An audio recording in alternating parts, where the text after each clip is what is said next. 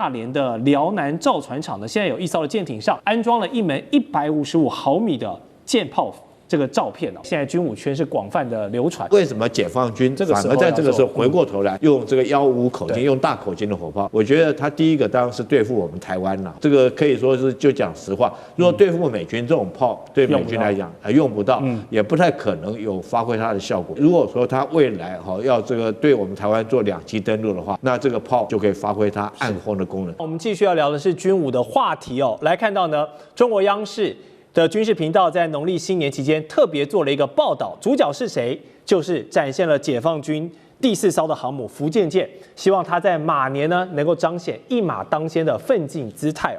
那这个节目里面介绍了很多东西当然重点是摆在了福建舰的电磁弹射技术，因为认为标示着中国航母的一个技术里程碑。福建舰呢是目前全球第一个现役的常规动力的航母它具备这个电磁弹射系统，里面有很多的学问，采用所谓的超级电容储能技术，它的充电时间短，还有可以独立承受这个脉冲负荷，然后避免冲击到主机的动力系统等等，里面有很多的技术细节那目前是独步全球的，那也可以反映出了中国目前在做电池产业的领先地位。好，说到这个电感觉是2026年的一个重点，大家发展 AI 离不开背后的基建跟电网。发展军武呢，航母也离不开对于电容、对于电磁弹射的一些技术，所以想问一下赖老师，是不是2026年感觉不管是从经济、科技到军事，谁能做好电，谁就是赢家？当然是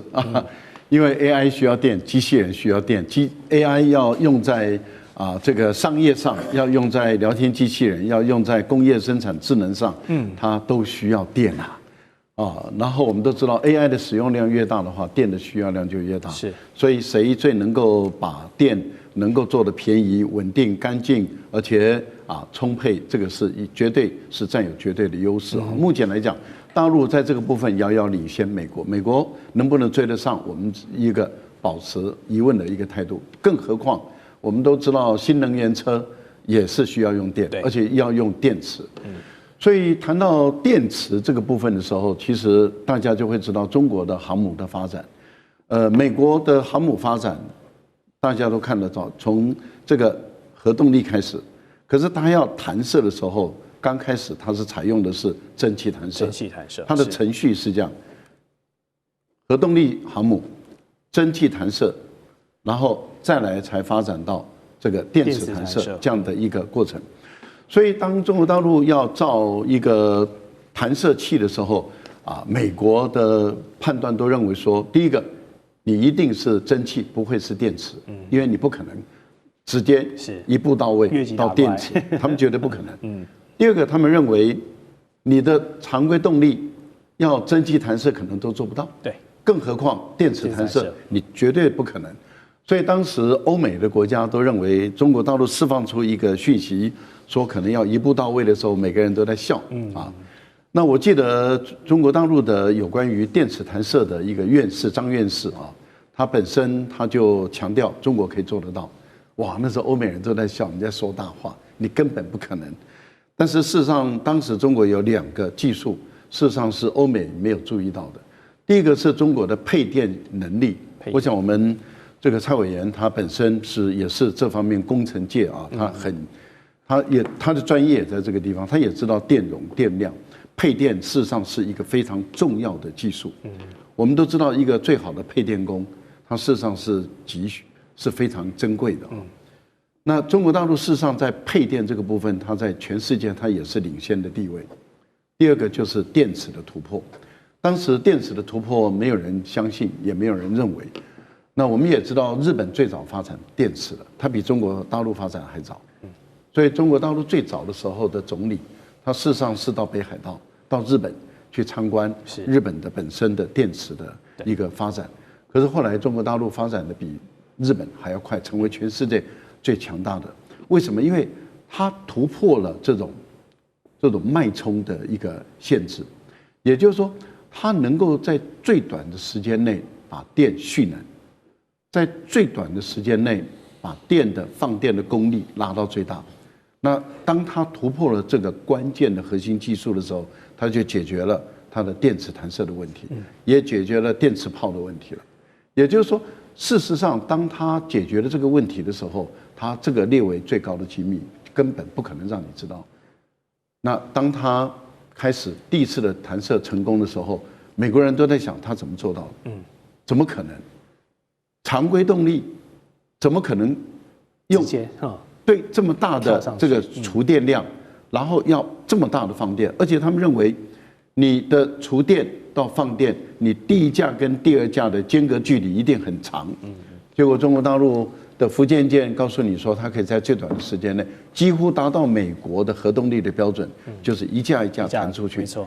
那在这个情形下的时候，就证明了中国大陆的这个部分里面，事实上它是领先的地位。那这个可以用在哪里呢？它现在是军规，成本高嘛。可是，一旦它降规一点，用在商务上，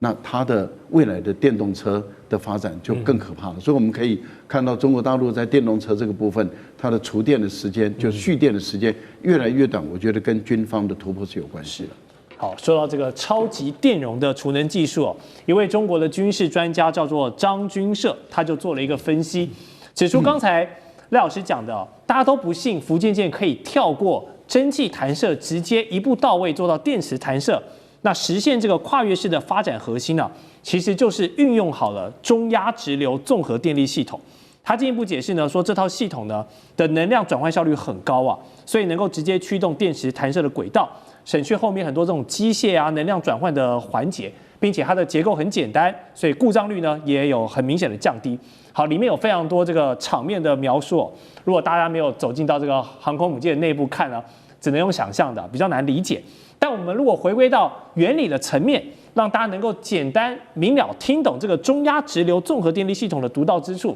我们就要麻烦这部分是专家的委员。中国大陆今天之所以能够这么成功，你就注意一件事情，全世界只有中国大陆有悬浮高速铁路啊，是，大家听懂了哈？是。那么大的车子悬浮在轨道上，原来是德国西门子，可是改善中国改善出来的，没错，就是因为有这个技术做垫底，今天中国大陆才会那么成功。我跟大家简单解释一下，不管是常规动力和核动力哈，它都是在烧开水形成蒸汽，对，由蒸汽推动蒸汽涡轮，那蒸汽涡轮就会旋转了。那就美国的福特号的话，是蒸汽涡轮以后，它会拉一个所谓的转动轴，跟汽车转动轴一样，拉到最后面去推动螺旋桨。是。那另外旁边会装一部发电机，由蒸汽涡轮带动发电机，由这个发电机去做什么？去产生各种电。但是美国习惯上的用是中压直交流电。什么叫中压呢？大概就是1000伏特以上，一直到35000伏特以下，这个电压叫做中压。那习惯上我们船舰上都是用2万伏特的，比较常见哦。这个2万伏特的交流电跟直流电有什么差别呢？第一个，直流电它是最有效率的，可是它很难管理。为什么很难管理？直流电不像交流电，要开就开，要关就关。它的这个动力系统的所谓的听话程度比较笨，所以你看看那个中国大陆从那个新疆送电送到上海，是这个主干线是用超高压来运，可是它是直流电。直流电的缺点就是它可以一端到一端，可是要分叉出去，它就经常会失去控制。是，它有这个问题，所以表示中国大陆在控制这个直流电的传输上面有技术性的突破。这个突破在哪里啊？就是做半导体的功率元件做得很好，所以能够用半导体功率元件去控制各样的一个调节能力。那对于所谓的综合电力系统，就是有什么特色哈？因为我们了解到像美国的话，有个地方要用交流电，可是有个地方要变回直流电，什么意思？因为雷达、雷射武器，还有这个电磁弹射，还有很多东西都是在用直流电。雷达没有用交流电的，一定用直流电。所以，可是又有一部分它要用交流电，厨房啦，是电锅啦，所以它就没有成为所谓 integrate 好，就是没有办法整合，我们叫综合电力系统。然后中国大陆在这边发展出一套技术，就是说我从头到尾就一条主干线绕整个船一周，你每一个人都挂在这个直流电上面。可是它难在说，那我拉出去的时候我怎么控制？啊，因为交流电是每一个瞬间就都会归零，因为它是高，所以每个瞬间归零。可直流电不是啊，就平平的，所以你在做开关的话，控制技术就非常的高。那现在中国大陆是由涡轮出来发电机，发电机一整流出去，全部都是直流电了。啊，它的好处是非常的节省，是它的坏处是什么？控制技术要很高，是那显然的。都能够把那个那么重的火车悬浮起来控制，要停就停，那显然中国大陆这方面已经很进步了，所以有这个基础技术，因为你设计的出来，你不一定做得出来，没错，他做得出来了，所以中压直流综合系统才因此而诞生。了解啊，这样解释大家就比较了解哈，其实就是对于直流电掌控的这个细节啊，做的是现在是独步全球的。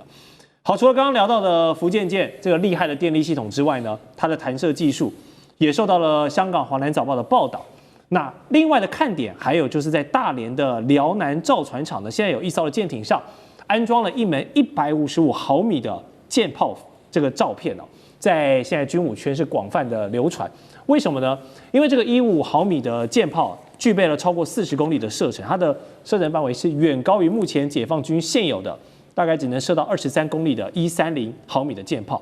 我们都说啊，这个军武迷很爱讲，火力就是正义啊！你炮打得越远，你的战术运用呢就更广泛嘛，你的选择性就更多了。那如果这一门155毫米舰炮真的投入到实战部署，那不仅会是中国目前服役口径里面最大的舰炮，还会可能成为全球口径最大的舰炮之王哦。虽然说现在还没有进入到真的实装，我们也还没有看到真的公开试射的阶段，暂且是纸上谈兵。但李将军怎么看这个155毫米舰炮的价值？口径推算，它真的是火力之王吗？其实，在2次世界大战的时候，大家都看到什么大和号啊、武藏号那种大的巨炮，而且一艘主力战舰上面很多门这种炮。那为什么2次世界大战之后就没有看到舰艇上面还有这个炮啊？大概只是在舰首上面留一门小口径的，包括可能是76公里。那目前最大的也不过是13公里这种火炮，因为你炮能够再打得再远，你也没有导弹打得远嘛。是导弹如果说是像鹰击系列来讲，动辄上千公里，你炮再怎么样打也打不了。差太多了。那第二个为什么还要留军舰上面还要留有炮它主要是执行2种任务，第一个是做暗轰的射击如果我要登陆作战，用火炮来支援这个2栖陆战队的登陆作战。第二个，如果说对一般的这种目标来讲的话，其实上你用舰炮就够了，不要浪费到用导弹。导弹一枚都数百万美金，那成本问题。其实最大的155毫米，美军有做出来过，它装在哪一艘军舰上面呢？朱姆瓦特那艘军舰上面，但是那枚炮弹它总共装了2枚，它那时候也是准备做暗轰的，所以设计了两门这种炮。那每一门的造价，一枚炮弹你知道多少钱吗？100万美金，非常的贵。可是它的射程听说可以到达这个100公里那么远，可以射100。当然，你100公里再怎么远，也没有导弹打得远。它主要是说暗轰射击。可是后来他们美军发现说不实际，也不务实，他把这2门炮都拆掉。在大概去年的时候，他把这2门朱姆瓦特上面拆掉，改成用垂发的导弹。那为什么解放军反而在这个时候回过头来用这个155口径，用大口径的火炮？我觉得他第一个当然是对付我们台湾了这个可以说是就讲实话，如果对付美军这种炮，对美军来讲用不到，也不太可能有发挥它的效果。所以如果说他未来要这个对我们台湾做2栖登陆的话，那这个炮这个功能就可以发挥它暗轰的功能。第二，可能在南海对付菲律宾菲律宾一般的小船大概用这个舰炮40公里就可以达到。第三个我要跟各位介绍的，其实一门舰炮它的这种道理跟陆军的炮是不一样。陆军大概他们一门舰炮火力的效果可能号称可以抵得上陆军的1个营的火炮。陆军1个营的火炮有12门大概12门，但是你射击的速度或干什么是不一样的。但是舰炮来讲的话，它可以射速非常快，而且它非常的准。为什么它很准呢？因为你知道船在这个海上面它是有波浪，摇头起伏，它必须整门炮的设计很稳定，然后它是直射炮，直射的。我这边讲一个这个给各位一个科普一个常识哈。我们如果坐南回铁路的话，在台湾你经过枋寮到枋山有一站哈，你会发现有一个隧道叫做嘉禾掩体哈，掩体那遮体，它叫遮体，它不是过山洞，它就在上面，就在南回铁路上面盖一个遮体，盖了一个遮蔽物这样，遮蔽物盖一个像隧道一样在上面，那很多人经过的时候会觉得很奇怪，为什么这个又不是经过隧道，为什么在铁路上面要盖这个？我跟各位讲为什么？因为以前呢是舰炮暗轰的目标，就是船从海上面往路上面的目标去打，会经过南回铁路的上空。那为了防止这炮弹这个掉到铁路上面，然后所以在上面盖一个遮体，以避免误击铁路。但真的有用吗？如果以逻辑性来讲，为什么那个时代要这样做呢？因为船它会上下颠簸，那你那个炮的炮口，如果说是你在射击那一刹那，你原来的角度这个因为波浪颠簸的话，你可能就这个角度射击的角度就不对，就可能打到铁路上，那就不得了。那如果说在台湾的观众以后有机会到这垦丁坐火车经过这个枋山的时候，你看到有一个遮体你就可以那个遮体是原来我们海军这个舰炮暗轰路上的一个目标区飞经过的地方，这就是舰炮跟陆军的陆炮不一样。但是我认为说是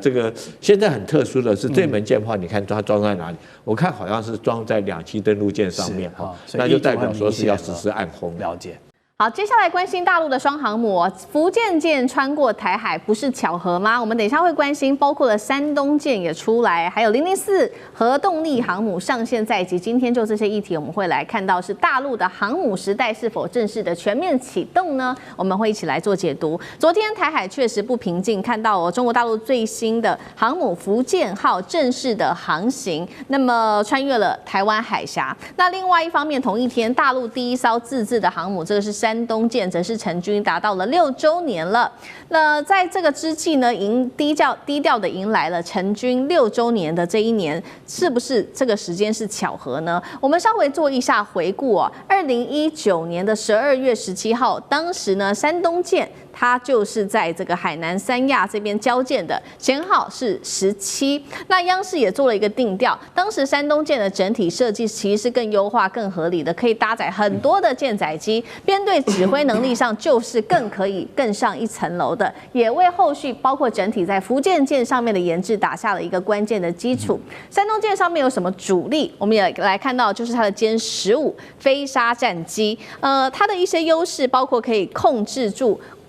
这个制空制海、远洋的掩护、打击空海陆岛屿，所以它被视为是一个海空作战的一个多面手。好，节目一开始特别请教赖老师怎么看了山东号现在呢在中国大陆的航母发展中如何扮演所谓的承上启下的角色？那它接下来对于包括了整个福建舰的研制是提供了哪一些关键的经验？只能目前搭载歼15吗？未来有没有机会搭载歼35？赖老师怎么看？歼35能不能上这个山东舰，要看它的重量了哈，因为我们都知道，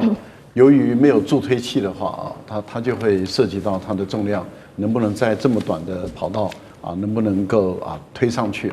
这个会牵涉到未来歼35它有没有为这种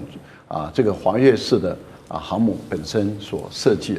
但是我们可以确定的是，福建舰它是歼35可以上。歼15也可以上，它反而是多功能的，因为它连这个空中预警机固定翼的它都可以上得去这代表这个推力确实是非常的重要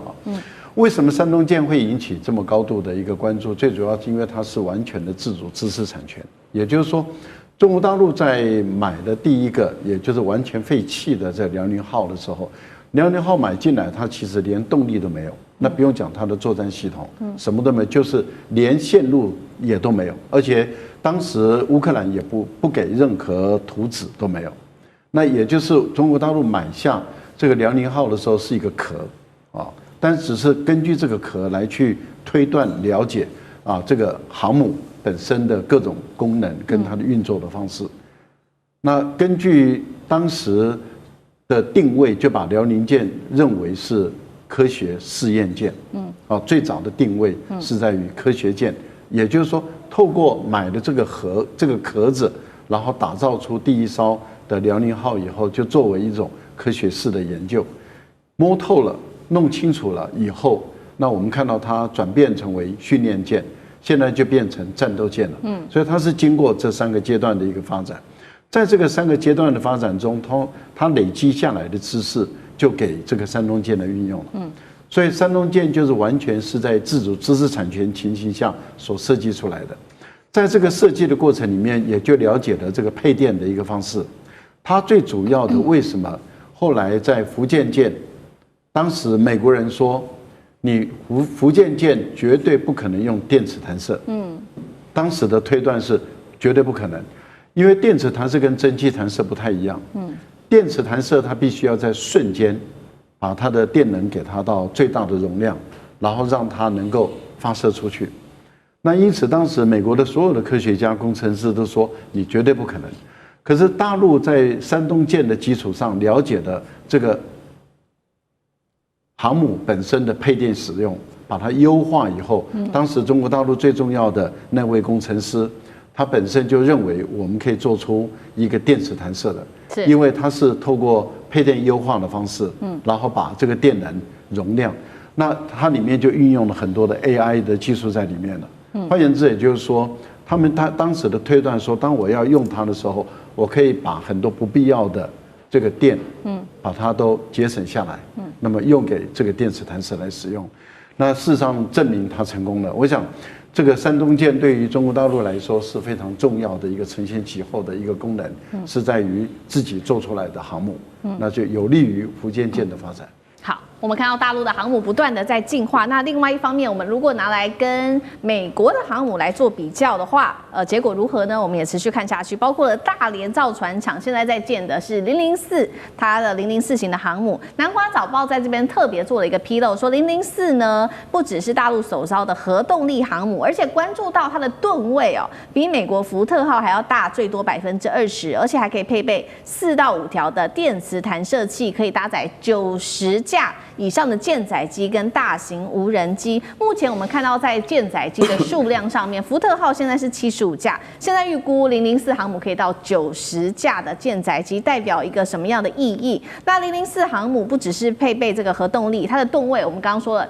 超越了福特号。大陆的航母真的有机会超越美国吗？厉将军怎么看？马汉的海权论，他讲哪一个国家能够掌握到海权，这个国家就拥有全世界的财富。那我们从历史的轨迹也证明是如此哈。从欧洲最早的大航海时代，他们到亚洲这边来，建立了很多殖民地，然后掠夺了很多的财富。英国因为它能够打败法国哈，建立了所谓的日不落国。那现在来讲，我们看到美国来讲也是雄霸全世界。借着它11艘的核动力航母称霸全世界，担任全世界世界警察的这种角色。所以中国如果说是以前是纯粹只是陆权的国家，它如果说是国家未来想要致富来讲的话，当然势必它要发展海权。那发展海权第一要务当然就是要有海上的这种航空母舰当做作战平台。所以我认为中国继这个辽宁、山东跟福建号之后，下一艘那究竟是这个福建舰的姊妹舰，还是传统动力，还是核动力哈？这个当然很多居民都在关心，也在推测。那据我推测来讲的话，我觉得可能两者它都有哈，可能这时候在建的这2艘，一艘是福建舰的姊妹舰，还是传统动力，因为它的优点就是这2艘军舰的官兵或者作战性能很快可以进入状况，很快可以学习。当然核动力来讲是未来中国航母必须要走的一条路，因为从大概上个礼拜吧，在伊朗的外海里面有一艘中国的货轮，美军就借口说这一艘货轮是运送军用物资要给伊朗，将这条船扣下来了，而且将船上的物资销毁。那试问一下，如果中国的航母战斗群有这个作战能力，远到印度洋的话，那美国还能不能够那么简简单单的就将这艘货轮扣押下来？对。那现在由于它的还都是传统动力嘛，这3艘的动力系统还都传统动力，那出门来讲都要带着奶妈、带着补给舰才能够行远洋。那到目前为止，我们看到它最远的地方也只不过到第2岛链，甚至于说要到澳洲，但是好像还没有去哈。所以我认为它为了发展它远洋作战实力，将来未来一定会有核动力航母。那最近也传出说它的动力可能是土基熔岩的这种新型的核子反应堆的系统，所以我觉得这可行性以及可能性是非常大的。好，大陆已经目标计划突破第2岛链，往更远的远洋去航行。那可是对于目前台海在第1岛链这边的威胁到底有多大呢？我们一起来看，包括福建舰它不是穿越台海的当天哦，结果呢，我们来看到的是前雄3飞弹总工程师，这一位是张晨，他就说了，其实呢，早在民国90年，台湾就已经掌握，当时解放军他们有规划一个6个航母作战舰队的蓝图，因此当时中科院才会催生了这个初期研制150公里射程的超音速反舰飞弹，也就是我们所熟知的雄3飞弹。快要20年前，台湾就已经掌握到大陆发展的6个航母舰队计划。如果造出来，到底这个威胁性有多大？那接下来中国会如何运用这6航母的战力？委员又怎么看？张神是我老朋友了，不过他这个说法，我认为是我们台湾军方根本在吹大牛。第一个，雄3飞弹射程顶多200公里，怎么打航空母舰？航空母舰的安全范围至少600公里啊，600公里什么东西靠不近啊？除了你有高超音速导弹，这个超音速导弹就打不到航母啊。第一个问题。第二个问题啊，尽管说航空母舰辽宁号通过台海1次，山东号通过台海2次，然后最近的这个福建号通过2次，对啊，一次是服役前，一次服役后，他也没有办法在台湾海峡作战啊，因为台湾海峡不需要航空母舰，对，航空母舰是你没有机场的时候才要航空母舰呐，所以对于这个要打台湾的话，火龙弹就够了，又便宜又量又大。那雄3飞弹基本上是装在台湾的船上的，我很不客气的讲，像 CSIS 的兵推，半个小时台湾海军全死，要用火龙弹密集打5000颗一下来，机场全毁，指挥所全挂，包括陆军总部全从地球上消失，5000颗火龙弹，谁挡得住啊？没有人挡得住啊！而且火龙弹无法拦截，什么都拦截不好，因为它的东西很便宜，你有什么用？爱国者飞弹怎么打？而且爱国者飞弹只要出现第一下就被打挂了，这是我们的问题。根本没有人连拦截跟抵抗能力，还讲说150公里的船，可以发射雄3飞弹第一次乱打的时候，就是我揭露的、啊。第一个时间我就揭露这个事了。那时候国防部长、行政院长、总统都还不知道。那身价不是张晨告诉我的哈。那所以这2件事情不一样。在谈大陆的这个航母计划，其实大陆在很早就有人在内部海军研究说，我要做多几艘才能防御台湾的，就像那个你讲海权，他从海权论去推了，可大陆没那个能力啊，2000年啊没那个能力啊。他真正的突破是在什么地方？是真的想做是1996年台海危机，2艘美国航空母舰靠在中国大陆沿岸，解放军空军就不敢动啊，就是对解放军是很大很大的刺激。然后1996年他到2002年才买到瓦格良号，然后才从乌克兰挖了一批的，差不多几十个老工程师。接下来我们要持续来关心到的是张幼霞这一次的落马真相，我们就在节目上会来做一个比较深入的分析。连红2代也没有免死金牌了，赶快来看到是解放军内部的一个最新的震撼弹，就是这2位了，包括中共中央军委副主席张幼霞跟联合参谋部的参谋长刘振立2个人，因为在这边涉嫌严重的违纪违法，遭到立案审查做调查。那么我们看到解放军报是怎么样做形容了？他特别形容到了他们严重的违法，包括了5个严重哦，像是违纪违法、破坏政治纪律，还有损害军队形象、备战打仗等等，所以遭到调查。更关键的是，其实有2句话，他说呢，在党纪国法面前，身份是没有豁免权的，就算你过去有功劳，也不是抵罪券哦。那么这次落马的张幼霞，大家会很惊讶的原因，就是因为他的身份、他的背景非常的不凡。他除了是红二代，是开国上将江宗训之子之外，张幼霞更被视为是根正苗红哦，他的这个红二代背景，而且呢，他还是第20届的中央军委副主席，地位之高。外界流传两个人落马的原因，除了说现在传出来的种种原因之外，其实外媒也做了非常多的报道，特别提到说有涉及到像是间谍案，给美国一些情报，或者是兵变。但是呢，张幼霞我们刚刚讲了嘛，他的地位之高，还有解放军2把手的称号，真的有可能这样子做吗？特别请教大使怎么看？其实这个中国大陆官方对于张幼霞这次的这个落马哈，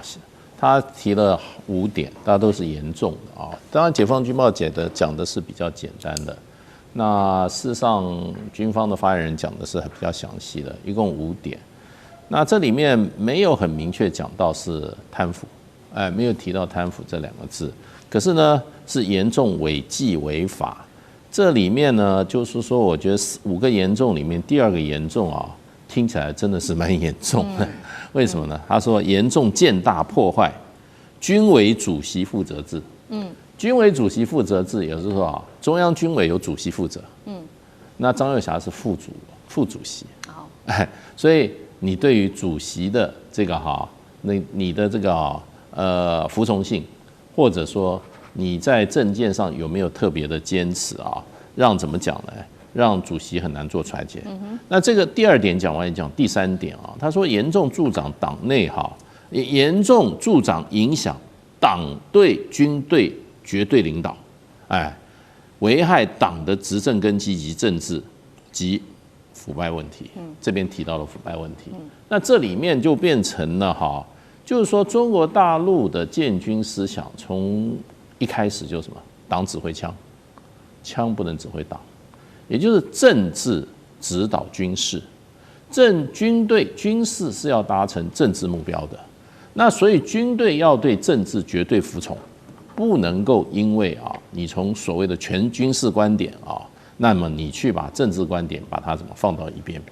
这个我记得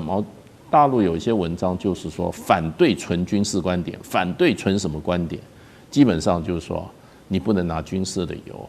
把政治的目标摆在一边，或者政治指导摆在一边。所以我看了这几个其实是蛮严重的。是，那这个也就是变成就是一般到了这个位置来的这个尤其解放军从真正解放军基层做起来的这些将领来讲这些是蛮严重的。因为你到了最上层的，你已经不是带兵打仗了，你是要服从党最高的政治方针，要不然你不军队都成山头了，对不对？都照军队的想法来做事的话，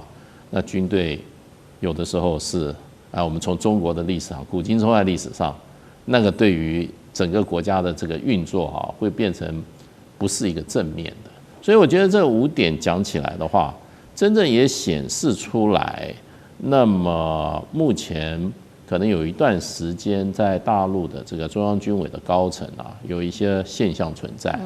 那这些现象就造成了那张幼霞跟刘振立是中央军委的委员嘛，中央军委委员那的落马那所以我觉得就是说，以目前我觉得大陆的政治风气就是很清楚，政治文化很清楚。第一个就是说贪腐你不能碰，贪腐没有上限打贪没有上限，不是只打苍蝇、老虎狮子甚至赤红赤凤照样一律都打，没有位阶的问题。第2个就是说这个基本原则，尤其在军委会来讲的话，就是党指挥枪，政治是高于军事，军事思想要附着于政治思想之下的。那么这个大陆的讲法就是军队解放军是党达成政治任务的这个忠诚的骨干。那这个是一个原则，如果这个原则出现问题的话，真的是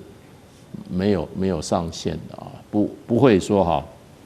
当然不是说无限上纲，可是呢，不管职位再高，不管职位再重要，还是在这2个大原则之下、大的纪律之下，那是没有办法过关的。是，好，所以我们也要看到说，那2位高官现在落马，对于说这个军委人数现在骤减，会不会接下来冲击到枪杆子政权？等一下请上志哥带我们看。我们先来回顾一下，其实从2022年的第20届中央军委成立以来，本来应该是有7个人的领导班子，实际上呢，现在其实只剩下2个人了，包括了习近平跟张升明2个人。那画面上 CG 我们也可以看到，我们整理出的一系列从2025年6月开始，各个委员进行的，不管是党的开除军籍或者是立案调查，当中包括了李尚福、苗华、何卫东、刘振立到张又侠等等的人。那外界有解读说，现在军委人数变少了，有2个解读，一个解读是说，代表说习近平未来的权力也高度集中了；另外一个解读是权力不稳。那上次哥又怎么看？现在所有在外面传说对于习近平在军事方面的权力不稳的，大家基本上都是像法轮功啊一些外围的宣传组织。只要对中国大陆有一些真正了解的人都知道，现在习近平的权力稳如泰山到难以想象。那为什么这样讲？其实特别是这一次连张又侠都能够拿掉或落马。那就显示说，因为张又侠之所以升任，主要就是他跟习近平他们2个人的爸爸当时就一起在打仗的，所以过去在军中的2个人的爸爸都已经世交之好。那么习近平跟张又侠基本上都是可以说小时候在一个大院里头一起成长的，彼此知之甚深哦。所以在这个过程里头，最后还是把你自己这个发小拿掉，这必然有一些绝对性的原因。那么除了刚刚其实大使所提到，我认为这里头个人认为最大关键是第一个当然贪腐啦，没有话说。第二个当然其实就是在他们自己的5大的问责，就是说张又侠的这里头最重要的其实就是他干扰了军委主席习近平在军事上的意志。其实我们不得不说，在过去在胡锦涛时代，当时后来在2012年，当时就开始开除掉。就把这些贪腐的又乱搞的这些军委副主席，我想印象最深刻的其实就郭伯雄跟徐彩厚，他们那时候架空胡锦涛的严重性，就众所皆知，事后也被验证了。所以这个军权权力再大的时候，这些副手们不要说是他们自己无视于国家领导人，而且他们自己本身一个上将，各位算一算他底下有多少中将、少将，一整串怎么讲？大粽子或大葡萄一整趴都是他们同甘的人。现在你端掉一个上将，大概就我私下了解，大概上下超过100人到200人，这些所谓台湾说的中校、上校以上手上有实权人是全部都要拿掉的，因为这个贪腐是一个连带性的东西。所以这就可以知道，不是习近平大权在握，而是习近平下了多大的决心。这样子的魄力到整个军委，过去军委5人7人，乃至到现在只剩他跟张升明，而且张升明是去年才刚上来的，而且众所知道张升明没有打过仗，张升明自始至终不能说是文官，但他自始至终都理解是他就是帮习近平在军中清除贪腐的最关键的人。那么升上来之后，才不到半年期间，张又侠就被弄掉了。而且其实我们都知道，这2天在美国的媒体里头，《华盛顿邮报》就指出，甚至更严重的披露一个秘辛啦。但是现在这个都还没有被验证，就是到底张又侠有没有泄露中国大陆核武器的最关键的数据跟机密？但美国方面现在这样说，各方面都是保持了怀疑，还在看这几天后面有没有影响。如果这真的是最关键的原因，怎么可能不把张又侠拿掉呢？所以现在我觉得最主要的部分，第一个没有错，习近平当然是大权集中，而这个集中主要在于不只是说他不容忍在道德上不能有贪腐，而且你知道贪腐就有裂缝，你贪腐可能就会被美国收买。这样子的严肃性不可能在军委最核心决策者里头能够出现的。贪腐不是道德问题，是情报跟国与国之间最关键的这样子的一个问题。第二个，我认为在这次93大阅兵也可以知道，习近平越来越愿意让在基层战区的那些少将、中将直接来执行最高的任务。无论打台湾，无论中美对抗，一旦发生重大战争的时候，不一定要像传统，一定要有个上将指挥一大堆中将，指挥一大堆上不用。如果那些是真正有战力的，直接少将、中将拉拔起来，真正又肯干、又研发、又不贪腐的话，何乐而不为呢？我认为是这次整个大清扫，要把从过去战区改变，到现在从人事操守，到真正习近平在寻求真正的军事专业、军事人格、效忠忠诚的这样的基本条件，才能够在他身边。好，习近平一方面我们看到在内部自己做军系的一个大清扫，那现在大权在握，那接下来大家也在关心说，接下来对于台海的局势跟这个决策到底会有什么样子的影响？其实有2个说法，第一个是说高层的震动对于台海来说是会降温的，第2个说法是说对于台海来说反而是情势会因此升温。我们先来看降温的说法，代表说解放军的指挥链现在要做怎样全部的一个全盘重整，那对台的军事行动可能就会暂时先放一边，先不要管。第2个事情是说，对台海情势可能会升温，就是因为习近平已经为未来重大行动做了一个比较彻底的清场，那军权现在比较干净了，他反而会在台海上面可以更集中压力。哪一个说法比较有可能？第一个问题请教干哥，那第2个问题也请教干哥，是说有人说呢，张幼侠事件会这个削弱解放军战力，但是以台湾的国军为例，其实也有分成5级的代理人制，所以对于解放军来说，到底会不会伤筋动骨？这是第2个问题，请教干哥。好，你看看哈，现在中央军委只剩下张升明跟习近平2位了嘛，军事委员。那你就认为说这个机器就转不动了吗？你错了，完全转得动，根本不用担心这种问题。从那个李尚福就前国防部长啊，还有军委苗华、何卫东等等，陆续中箭下马，我们那时候就一直在看接下来是谁。为什么？这些人都是非常重要的职务，那就是宣布苟合、打仗、外交，这些人都是最重要的成员，一一下马。接下来我们就知道说，今天张幼侠可能会沦落到这一天。果然验证了，就代表什么？习近平主席他有一个步骤在做，只是什么时候出手而已。《华尔街日报》这次所披露的，我觉得虽然他说我有凭有据哦。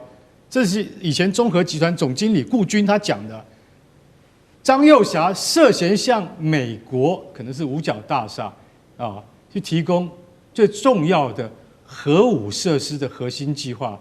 我觉得讲的跟头头是道，跟真的一样。但是以张幼侠的身份跟地位，他可能去做这样的事情吗？那叫做叛国，我觉得完全不可能。偏偏《华尔街日报》竟然采用了这个消息来源叫顾军的。我相信现在很多记者都要去找顾军这个人，希望问问他到底究竟是怎么回事。那不管怎么样，还有更扯的，更扯的说什么？其实啊，刘振立在被捕之前啊，他已经调动了82集团军。大家知道82集团军是什么吗？它的前身就是38集团军，打过韩战的，是真的有实战经验的。调动了82集团军，难怪北京市民现在可以在街上看到很多军用卡车跟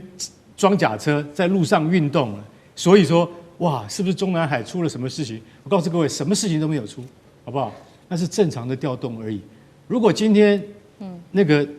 刘振立他今天真的调动了82集团军的话，那恐怕99A4主力战车就跑出来了。那绝对不是你可以想象中，北京现在还是一样马照跑，舞照跳。所以像这样子的传言，就像刚刚那个上次说的，这个大部分都是我们法轮功的报纸啊，他们就是专门在散布一些这样的东西，这些东西都经不起任何的验证。那回到问题的主题，就是说这样子对台湾啊，就是2027年的台湾。是不是会比较迟缓呢？我觉得你千万不要这样看，尤其我们自己台湾同胞就不能这样看。是，今天就算是张幼侠中箭落马，然后刘振立他也落马，2对夫妇都已经被带走。可是对于整个中央军委，对于整个中共的军事体系，一点威胁跟影响都没有。我不认为他的态势会变得松弛，而你要说他会变得更紧张吗？也许是因为有人说张幼侠属于鸽派，习近平属于鹰派，这些都是揣测。不要用这种单一的揣测去二分化这样子。我告诉各位，台湾的局势完全要看台湾自己本身要能够干什么，要能够跟中国愿意我们兄弟之邦要坐下来谈，这才是重点。不要去猜测说会变得更好或会变得更坏，这些无谓的猜测，我觉得根本没有必要。